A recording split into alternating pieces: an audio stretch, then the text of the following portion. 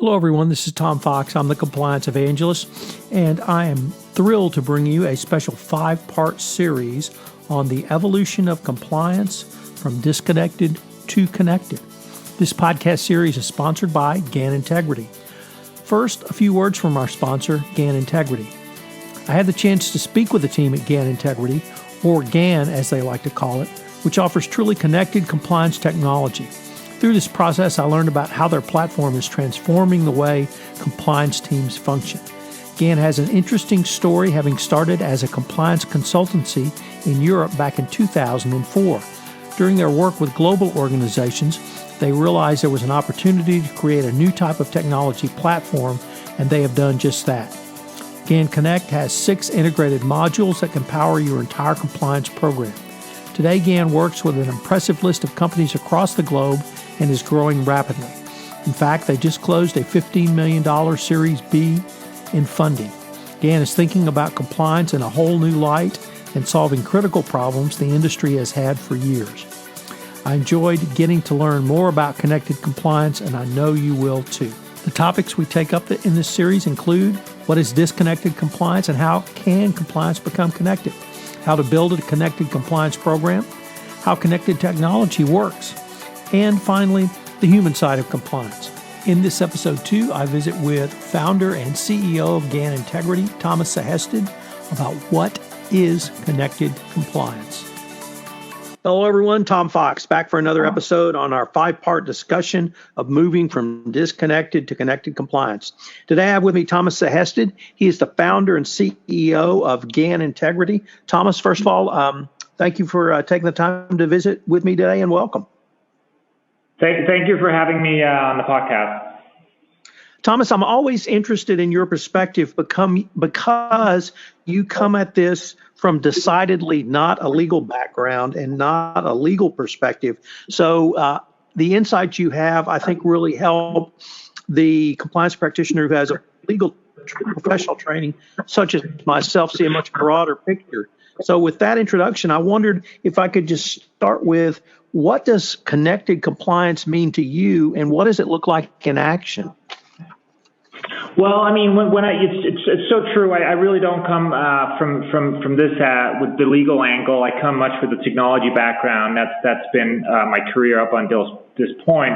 And when we started looking at the compliance space, one of the things that kind of really struck us was the fact that, you have, if you're in marketing, you have some really cool integrated systems that, can generate a lot of your work. If you're in HR, you have great systems. If you're in sales, you have the likes of Salesforce.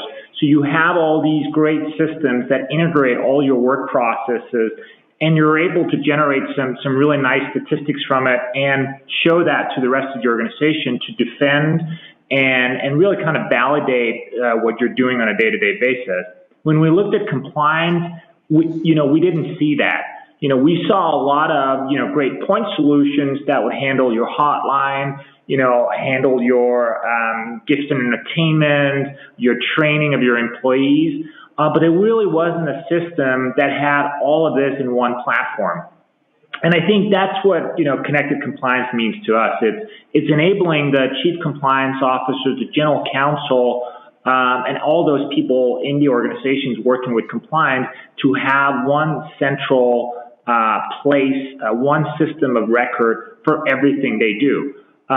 Whether that is their whistleblowing hotline, their case management, their training of their employees, their training of their vendors, policies, all of that really running from one central location and being able to monitor it from one central location.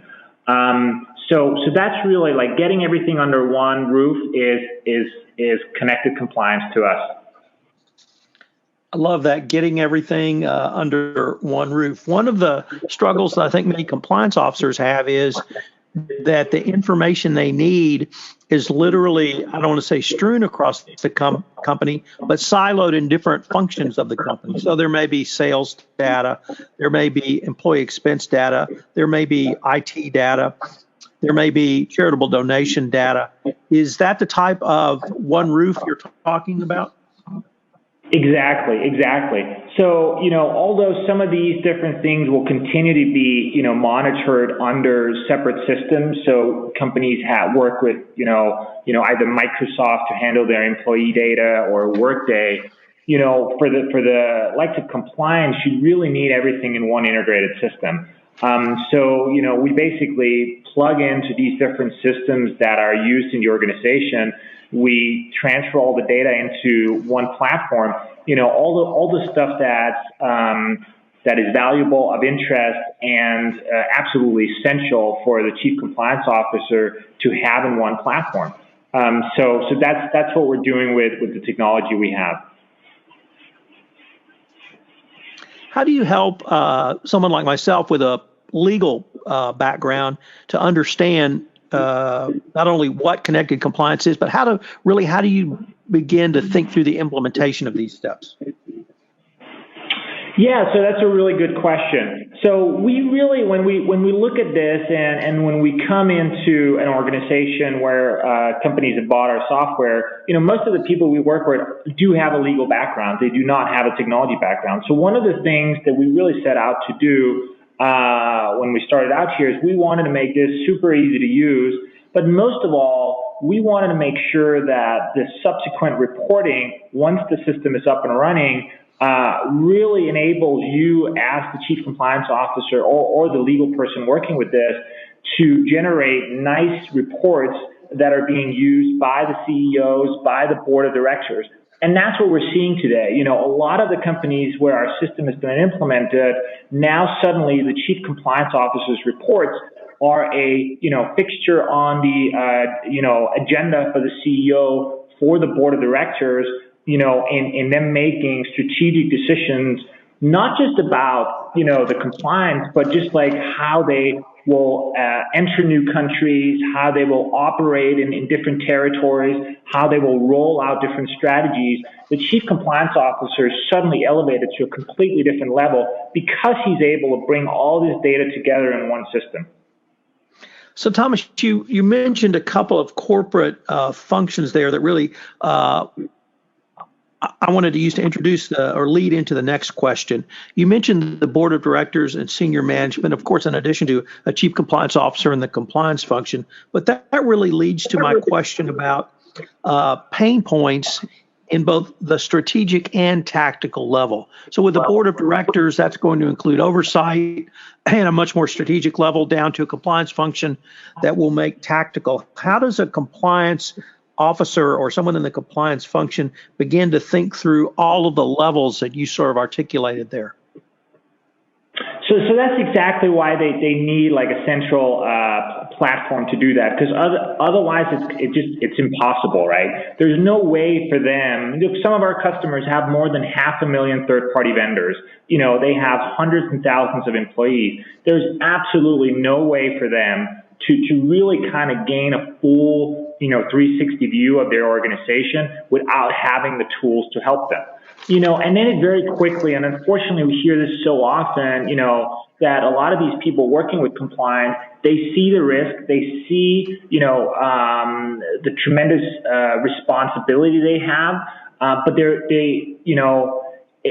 they basically only are able to deal with the most pressing issues. And then it very quickly becomes, an issue of, here's the compliance people that they're just going to, say that, this can't be done, because that's what they always say. I think getting the right tools in place, makes them a strategic partner with their executives, brings them to the board level in terms of decisions being made, because they're able to navigate suddenly and educate with the reporting, with the tools we have. They're able to educate, their peers and the management team about what can and what cannot be done, where the organization is safe and where it needs to, increase its measures around compliance. So it really takes, we hear this a lot, the compliance officer is suddenly no longer, quote unquote, the business prevention department. They become a strategic business enabler in the organization, and it completely changes the picture. Thomas, one of the things that I continually try to advocate is that more effective compliance actually makes your business run more efficiently and at the end of the day more profitably.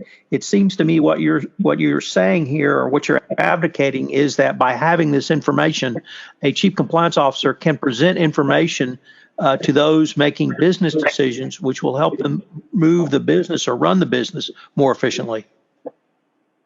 Exactly. I couldn't have said that any better. Information is really key here, and if you're not dealing with all the information, it becomes very hard to make decisions. But if you have, if you consistently have the 30,000 foot view, picture of your organization, you're able to communicate that effectively, swiftly, from your iPad, from your phone, wherever you are, to management when they need it, and not 2 weeks later. Well, Thomas, unfortunately, we're near the end of our time. I've been visiting with Thomas Sehested, the founder and CEO of Gan Integrity. I hope you'll join us tomorrow for our next episode, where I visit with Peter Chang on how to build a connected program. Thomas, thank you so much. Thank you so much for having me. Hello, everyone. This is Tom Fox. I hope you've enjoyed this episode of The Evolution of Compliance from Disconnected to Connected. I hope you'll join me again for the next episode tomorrow. It's a fascinating exploration of a topic that certainly resonates with chief compliance officers. This special podcast series, Evolution of Compliance from Disconnected to Connected, is sponsored by Gan Integrity. This podcast series is a special production of the Compliance Podcast Network.